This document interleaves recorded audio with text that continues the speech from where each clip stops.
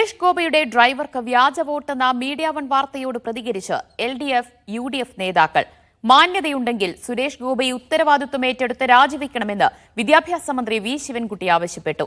കള്ളവോട്ടിൽ നിയമ നടപടി സ്വീകരിക്കുമെന്ന് കെ മുരളീധരൻ പറഞ്ഞു. വ്യാജ വോട്ട് ചേർത്തതിൽ സുരേഷ് ഗോപിയുടെ ഡ്രൈവറെ പഴിചാരി BJP നേതാവ് വി മുരളീധരൻ രംഗത്തു വന്നു. തൃശൂരിൽ വ്യാപകമായ കള്ളവോട്ട് ചേർക്കൽ നടന്നുവെന്ന വാർത്ത മീഡിയ വണ്ണാണ് കഴിഞ്ഞ ദിവസം പുറത്തുവിട്ടത്. അതിന് പിന്നാലെയാണ് സുരേഷ് ഗോപിയുടെ ഡ്രൈവറും വ്യാജ വോട്ട് ചേർത്തു എന്ന വിവരം മീഡിയ വൺ ഇന്ന് പുറത്തുവിട്ടത്.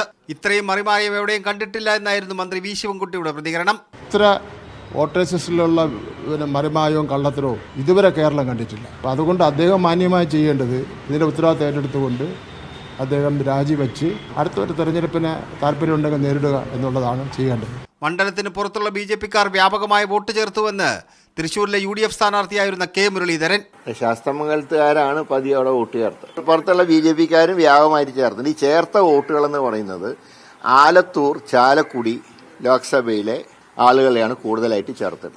11 കള്ളവോട്ടാണെങ്കിലും 70,000 ഭൂരിപക്ഷത്തിൽ വിജയിച്ച സുരേഷ് ഗോപിയുടെ ജയം ഇല്ലാതാകുമോ എന്ന ചോദ്യമാണ് വി മുരളീധരന്റേത്. അങ്ങനെ ചെയ്തതാണോ അല്ലയോ എന്നുള്ളത് ആ ആളല്ലേ പറയണ്ടത്. 75,000 വോട്ടിന് ജയിച്ച ആള് ഇനി 11 പേര് കള്ളവോട്ടാണെന്ന് തന്നെ ഇരിക്കട്ടെ, അദ്ദേഹത്തിന്റെ ജയം ഇല്ലാതാവില്ലല്ലോ. ജനങ്ങളെ കബളിപ്പിച്ചിട്ടല്ല MPമാരാകേണ്ടതെന്നും അധികാരത്തിൽ തുടരുന്നത് ധാർമ്മികമായി ശരിയാണോ എന്ന് ആലോചിക്കണമെന്നും KC വേണുഗോപാൽ പറഞ്ഞു.